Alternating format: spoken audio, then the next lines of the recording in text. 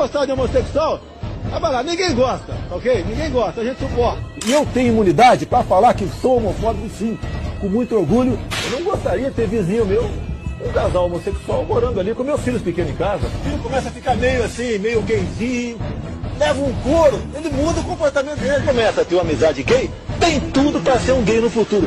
Você faz xixi em pé ou sentado? Convidarem para sair no desfile gay, você iria? Eu não iria porque eu não participo, de promover os maus costumes. Você tenta educar teu filho para não cheirar, para não ser vagabundo, para estudar, para não ser gay.